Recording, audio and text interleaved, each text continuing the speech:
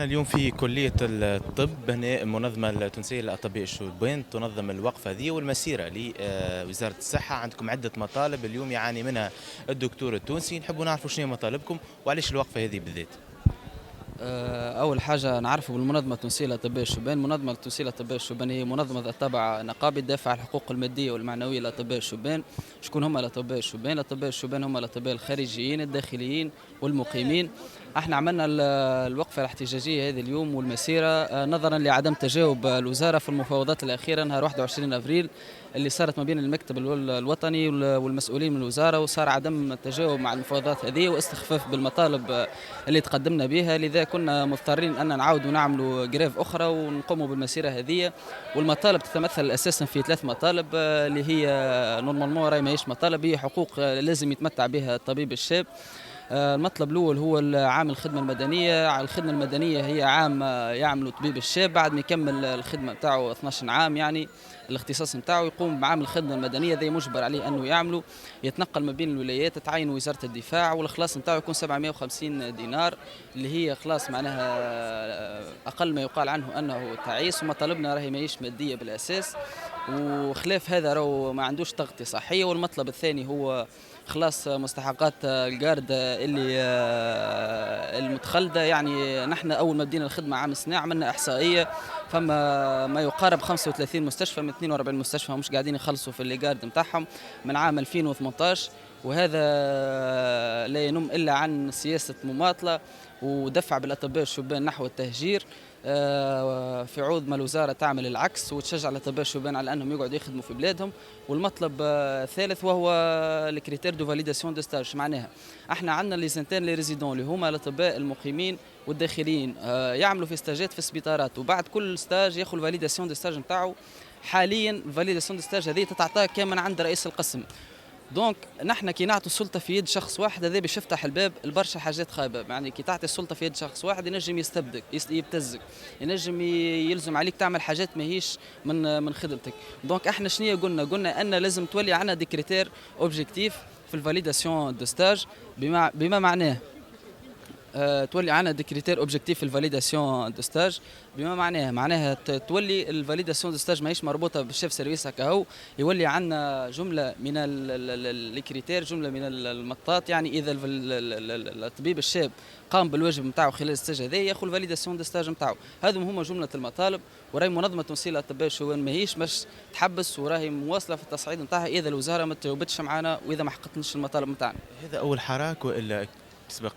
هذا السنة هو ثاني هو أول حراك. نحن قمنا قبله بالجريف قمنا بالمقاطعة نتاع اختيارات التربصات بالنسبة للأطباء الداخليين. أما المنظمة التونسية للأطباء الشبان هي منظمة عريقة جدا، هي منظمة اللي خلاها نجاد العنشيري فقيد الصحة العمومية الله يرحمه، وقامت بعديد التحركات قبل. وهذا راه ماهوش غريب على المنظمة التونسية للأطباء الشبان اللي ماهيش باش تحبس لا اليوم لا غدوة ولا حتى نهار آخر عن الدفاع عن حقوق الأطباء الشبان. إنجاز وسبيطار كيما الجلاس، إنجاز وسبيطار كيما الجلاس، إنجاز وسبيطار كيما الجلاس، إنجاز وسبيطار كيما الجلاس، إنجاز وسبيطار كيما الجلاس، إنجاز وسبيطار كيما الجلاس، إنجاز وسبيطار كيما الجلاس. يا مواطن يا ضحية إذا دافع عن قضية.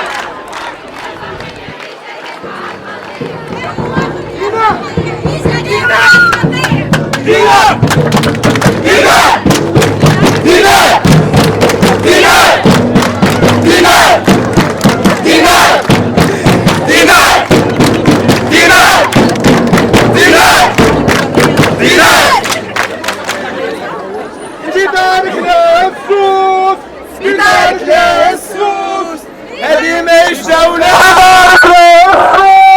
سبيطارك للسوس،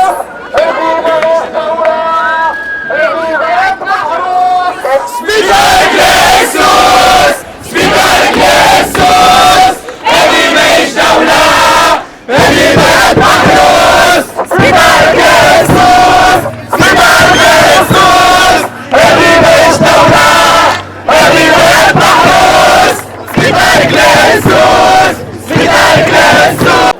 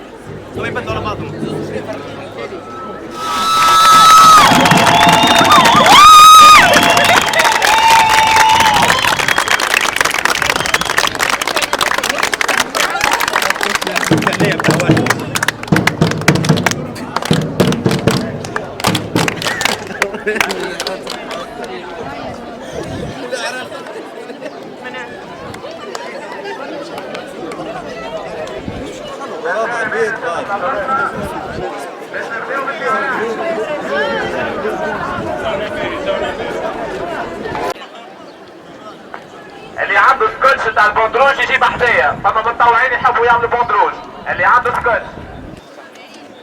فوالا هاهو قدام. يا حاج وذاك الدينار يا حاج. والله الدينار شباب اللي عنده الميجافون لعبتني بالبوندروج مرة أخرى. ما تخلي حتى حد يجي وراك، الناس الكل قدامك.